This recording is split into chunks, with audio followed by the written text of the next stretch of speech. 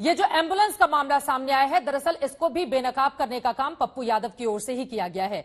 Mrityunjay Tiwari spokesperson RJD के हमारे साथ जुड़ चुके हैं और साथ ही doctor Sunil Singh spokesperson JDU के हमारे साथ मौजूद हैं। लेकिन संबित, सबसे पहले शुरुआत आपसे ही करते हुए, कोरोना के काल में गद्दारी, ये कोरोना काल से भी बड़ी महामारी है, इसको कैसे रोका जाए?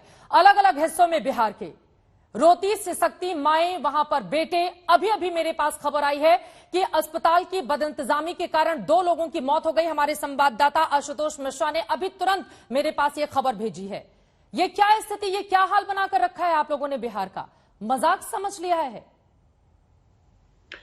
देखिए चित्रा जी, पहले तो मैं कहना चाहूंगा कि बिहार के अस्पताल, वेंटिलेटर्स इत्यादि के विषय में प्रवक्ता जेडीयू के बैठे हैं। जहां तक राजीव प्रताप रूडी जी का सवाल है और जिस प्रकार से उनके ऊपर लांछन लगाने की कोशिश हो रही है, उस विषय पर मैं आज पूरे तथ्यों के साथ आपके सामने प्रस्तुतिकरण करूंगा। चित्रा जी, व्यक्तिगत रूप से आप भी, मैं भी और यहाँ पैनल में जितने लोग हैं, राजीव प्रताप रूडी जी, उनकी शालीनता को और किस प्रकार से वो इतने वर्षों से, जब से वो सांसद हैं, मंत्री रहे हैं, उनकी निष्ठा को हम सब जानते हैं। मैं अभी थोड़ी देर पहले राजीव प्रताप रूडी जी के ऑफिस से मैंने ये कागज मंगाया। ये कागज है प्रतिदिन राजीव प्रताप रूडी जी को कितने टेलीफोन आते हैं, मुख्यतः किन विषयों पर टेलीफोन आते हैं। मैं कल का देख रहा था, 479 टेलीफोन्स आए हैं। उसमें से जो अधिकांश 225 जो टेलीफोन्स आए हैं वो कोरोना इंफॉर्मेशन के लिए, कोरोना मदद के लिए आए हैं। 42 जो फोन्स आए हैं वो एम्बुलेंस के लिए आए हैं। बाकी अलग विषय है।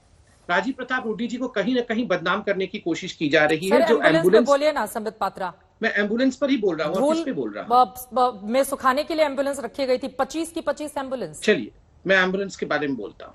देखिए राजीव प्रताप रूडी जी, पहले तो सारण जिले में, जिस जिले की हम बात कर रहे हैं, वहां पर 225 पंचायत में प्रत्येक पंचायत को एक एम्बुलेंस मिले, इस कवायद के साथ वो एमपी लैड को लेके विगत 6 वर्षों से काम कर रहे हैं। और सारण एकमात्र ऐसा जिला है पूरे हिंदुस्तान में, और राजीव प्रताप रूडी जी एकमात्र ऐसे सांसद हैं जिन्होंने प्रत्येक पंचायत के लिए एक एक एम्बुलेंस की व्यवस्था करना उचित समझा। सबसे ज्यादा एम्बुलेंस एमपी लैड से उसी क्षेत्र में है। 80 एम्बुलेंस प्रोक्योर हुए, जिनमें से 65 एम्बुलेंस आज भी, 56 फंक्शनल है और 5-6 जो है नॉन फंक्शनल है। 65 एम्बुलेंस आज भी वहां पे कार्यरत है, दौड़ रही है।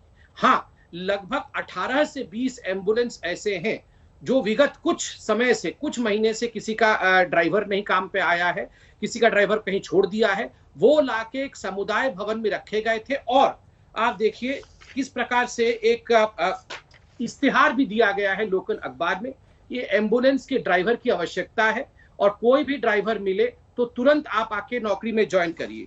केवल उतना ही नहीं, आप दूसरा पत्र भी देख सकते हैं। ये पत्र डिस्ट्रिक्ट मजिस्ट्रेट को लिखा गया है राजीव प्रताप रूडी द्वारा कि इस प्रकार से एम्बुलेंस जो एमपी लैड से प्रोक्योर किए गए थे, उन एम्बुलेंस में ड्राइवर की कमी है। आप त्वरित इस पर ड्राइवर को अपॉइंट करिए। बहुत सारे ऐसे ड्राइवर होंगे जो सरकारी ड्राइवर होंगे और अभी शायद काम पे नहीं होंगे, तनख्वाह ले रहे होंगे। आप उनको चल प्रचलित करिए ताकि तुरंत आके वो एम्बुलेंस के कमान को संभाले और ये एम्बुलेंस दौड़े। कब लिखा गया था ये? तारीख बता दीजिए। तारीख ये 6 मई का है। उससे पहले भी टेलीफोनिकली किया है और ये इश्तिहार उससे पहले का है। ये इश्तिहार 15 दिन पहले का इश्तिहार है। लगातार जिस प्रकार से राजीव प्रताप रूडी जी, और आज भी आप सारण की जनता से पूछिए, वहां एम्बुलेंस 65 एम्बुलेंस लगभग दौड़ रही है। वहां का कुछ तो इनके एमपी लैड्स के एम्बुलेंस है और कुछ एम्बुलेंस स्वयंसेवी संस्थाओं को जोड़ करके किया गया। चलिए ठीक है, इस पर मैं जवाब ले लेती हूं पप्पू यादव जी।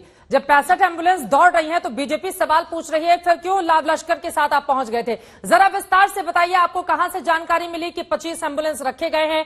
फिर आपने ड्राइवर के साथ जाकर राजीव प्रताप रूडी जी को बताया कि मेरे पास ड्राइवर हैं, इनमें से भर्ती कर लीजिए, ये सब बेरोजगार हैं। वो तस्वीरें भी हमारे दर्शकों को आप दिखाई। बताइए पप्पू यादव जी। पहले तो इनको जानकारी कानून का बता दें। ये डॉक्टर हैं, जाना चाहिए।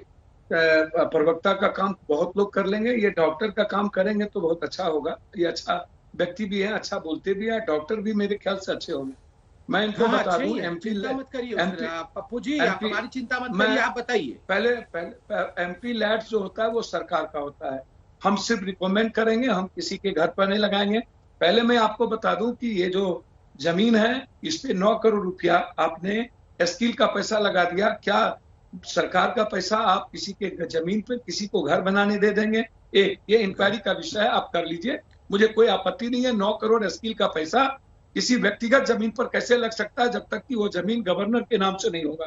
उस पहले कहा इन्होंने कि ये हम खोल रहे हैं कैंसर के लिए, फिर आंख के लिए, फिर स्किल के लिए, और अब वहां पर एम्बुलेंस लग गए, ऑफिस हो गए। एक ये एम्बुलेंस दूसरा पे डिबेट हो क्या, रहा है या जमीन पे? पहले तो सुनिए ना, पहले सुन तो लीजिए। एम्बुलेंस वही है, मैंने इसलिए कहा एम्बुलेंस सिविल सर्जन के अंडर होगा, किसी ब्लॉक में किसी अस्पताल के पास होगा, पंचायतों के अस्पताल के पास होगा, किसी पॉलिटिकल पार्टी के वर्कर के पास एम्बुलेंस नहीं हो सकता है। दो, डिस्ट्रिक्ट तीसरी एम्बुलेंस बात, संचालन जब समिति पहले उसके पास सुनिए ना, एम्बुलेंस है। नहीं पहले सुनिए, एम्बुलेंस संचालन समिति के पास है, किसी व्यक्ति के पास नहीं नहीं नहीं है। नहीं, ये पप्पू जी, आपको मैं सम्मान करता हूँ, आप जानते हैं। फिर ये फालतू बात, संबित भाई आपको बोलने फालतू बात नहीं है पप्पू मैं जी। पैर पकड़ता हूँ, आपने कहा कि संबित भाई मैं पैर पकड़ता हूँ, हमको बोलने दीजिए। अरे आपको मैंने सुना पप्पू जी, हम आपका सर, सम्मान मुझे करते जानकारी हैं, लेने सच्चाई दीजिए। तो आना चाहिए ना पप्पू जी। संबित भाई हमको बोलिए, बोलने बोलिए। दीजिए, फिर आप बोलिएगा। बोलिए बोलिए। मैं दो बात कहना चाहता हूँ। इसके जो पैसे 400, 600, 800 जो रुपया लिए गए, वो रुपया किसके जेब में गए? सरकार के अकाउंट में क्यों नहीं गए? वो किसी वर्कर को बेनिफिट पहुंचाएंगे? 3, 4 क्या मुखिया जी का होगा? 7 सालों से ये एम्बुलेंस लगी हुई है। मैं चुनौती देता हूं, एमबीआई से किसी से आप जांच करा ले, 7 सालों से लगी हुई है। दूसरी चौथी चीज, गलत। ये गडकरी साहब का, जो देश के सबसे लोग अच्छे मंत्री हैं, उनका फोटो है। ये वहां पर प्रशिक्षण केंद्र का, स्किल के द्वारा ड्राइवर प्रशिक्षण केंद्र का खोले थे, वो बंद पड़ा हुआ है। ड्राइवर प्रशिक्षण केंद्र खोलने के बाद ड्राइवर नहीं है।